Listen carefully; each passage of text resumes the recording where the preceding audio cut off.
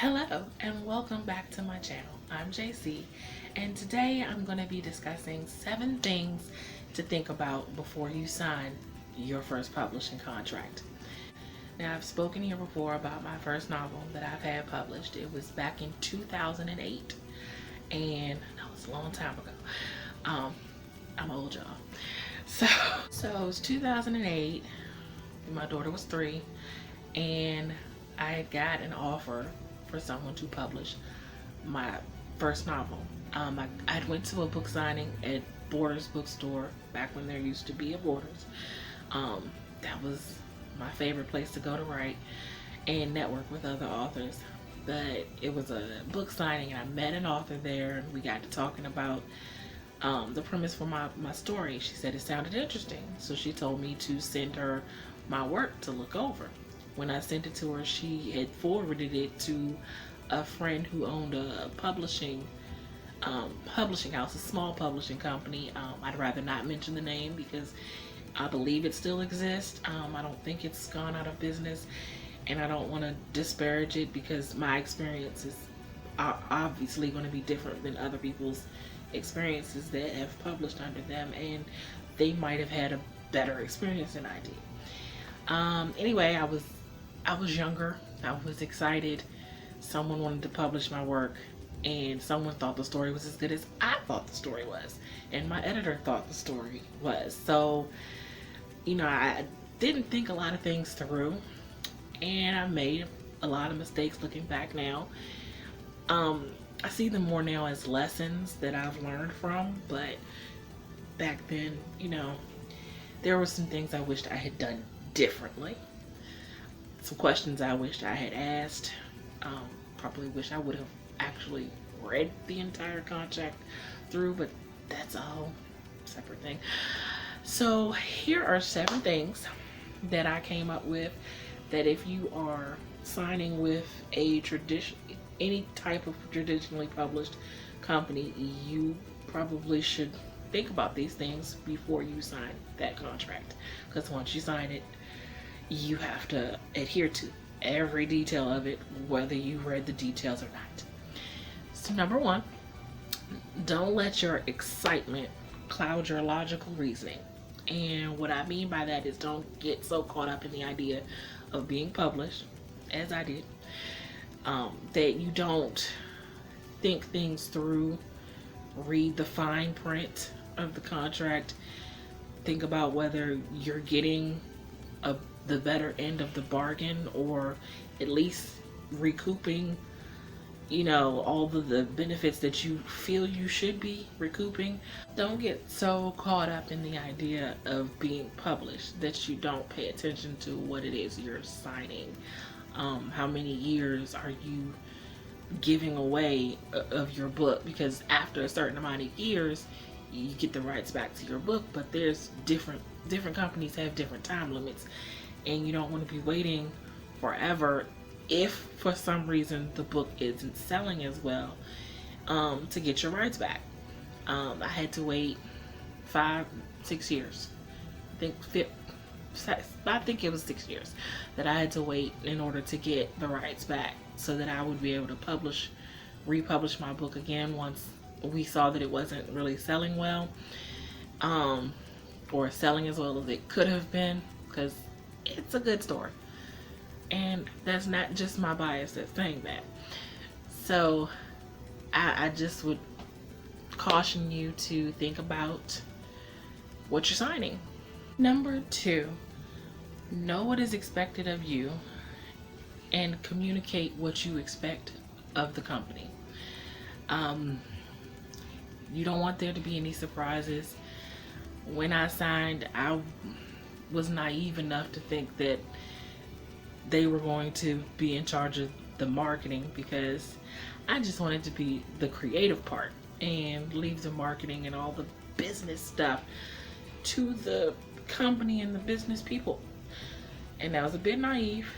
Again, caught up in the excitement of being published, and I didn't ask those questions that I should have asked, and I didn't communicate what I was expecting from on their end. And that is where everything kind of got hung up at, was the marketing of it all, because I'm not a marketer, still not very good at it.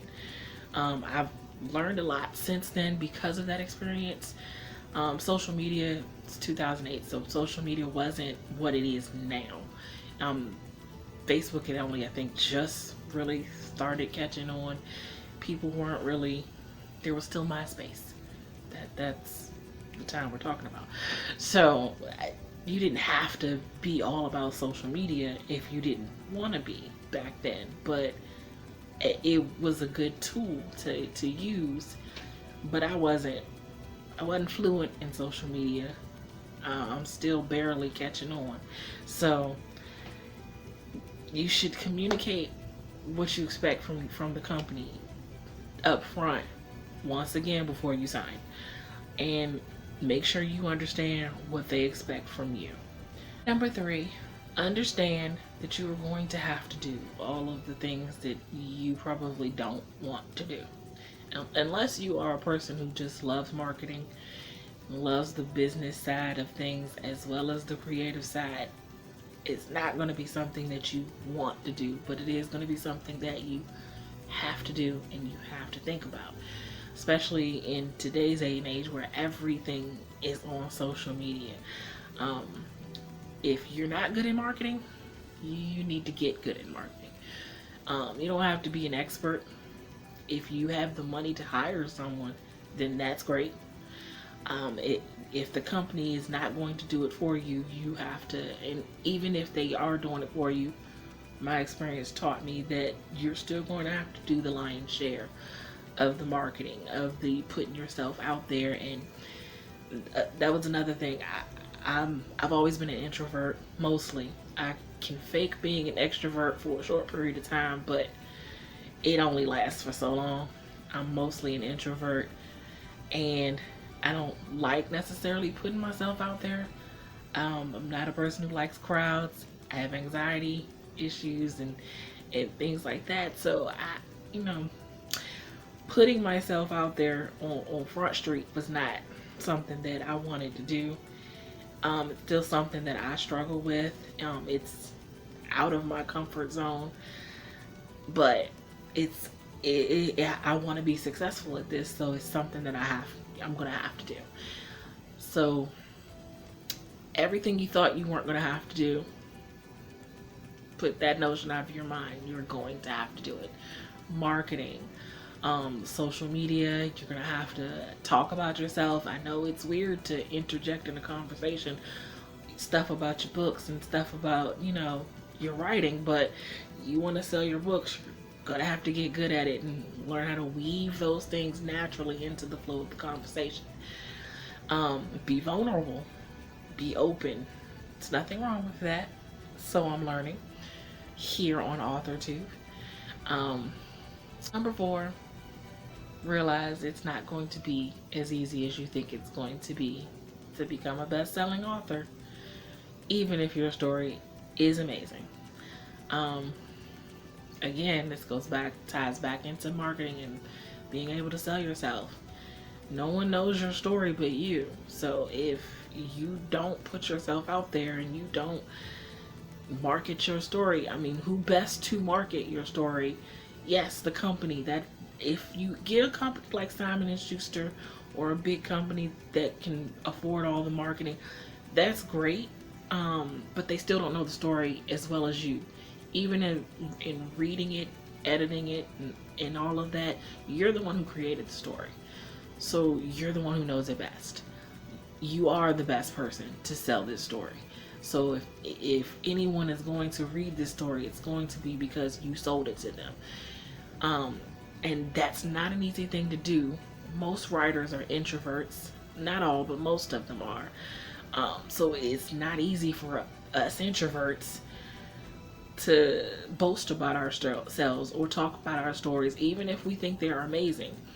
But we have to suck it up. And I was naive enough to just think, hey, I have a good story, and if I just put the synopsis on the page, on the ad, it's gonna sell itself. And yeah, it's not that easy. Again, I was younger. So I know better now. Number 5, consider getting a second set of eyes to look over your contract before you sign it. You're caught up in the excitement of being published. So naturally, even if you do sit down and read the contract, which I advise you do, all the fine print and everything, but you're bound to miss a few details because, excitement sometimes takes over and you don't catch every single little detail, or you might read something and interpret it incorrectly, or you may have questions that you don't realize you have.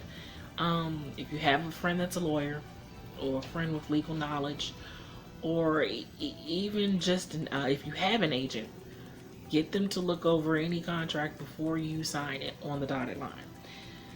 Number 6, do your research on the company that you are about to sign a contract for. Unless it's Simon & Schuster, Scholastic, Little Brown, big name companies that you already know about, and even then you probably should still do some further deep diving into that company. But if it's a small publishing house, do your research.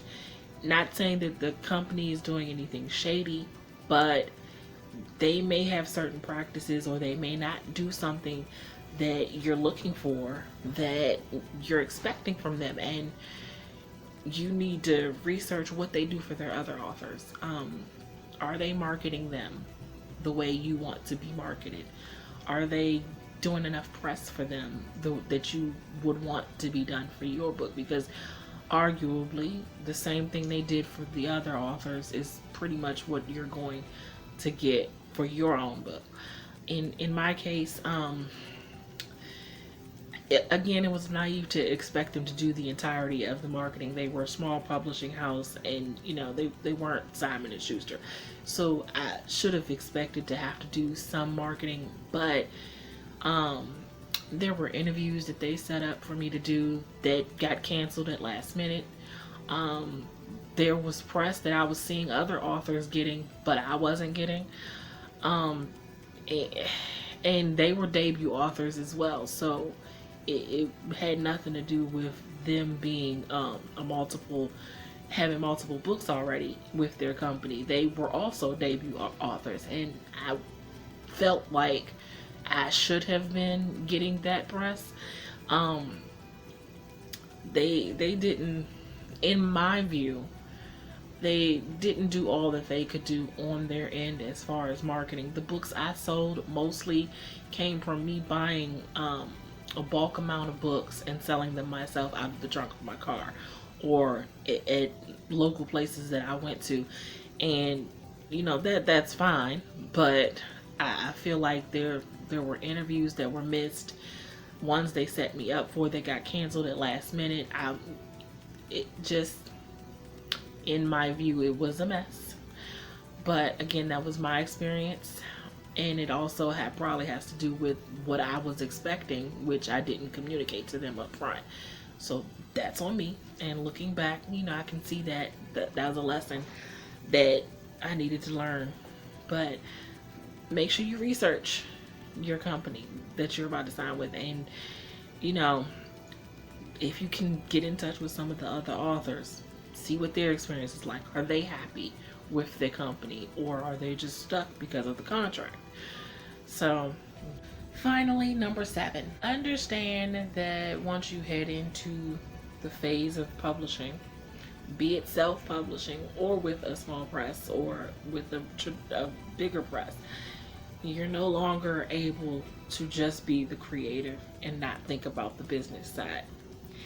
It was wishful thinking on my part that I really thought that I could just be the creative and let everyone else at the company handle all of the business stuff, the marketing, the press, all that kind of stuff. It was wishful thinking and lesson learned. Writing is a business. And I mean, unless you're doing it as a hobby, writing is a business. If you plan on making an income and making a living, it's a business. You have to think about the business side as much as you may want to just focus on being the creative and just writing the stories and getting the story out. You have to think about how to actually get the story out there to the people.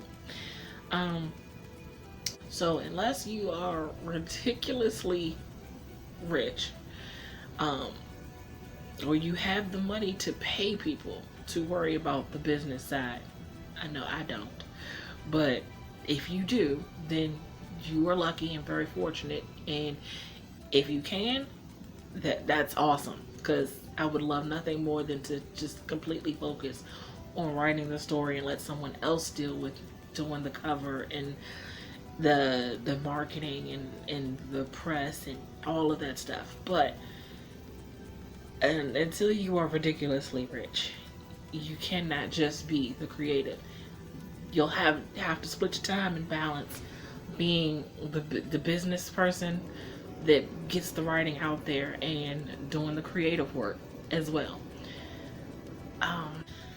So that's my 7 tips on what to think about before you sign that publishing contract. I will be republishing my first novel. I got the rights back to it again 6 years after they published it, which was they published it in 2008, so bad at math. Y'all know what 6 years from 2008 is. So I got the rights back, but it's taken me a long time because I wanted to make sure that I wanted to actually republish it, but I still feel like the story didn't reach as many people as it could have had I done a better job of marketing or, advocating for myself.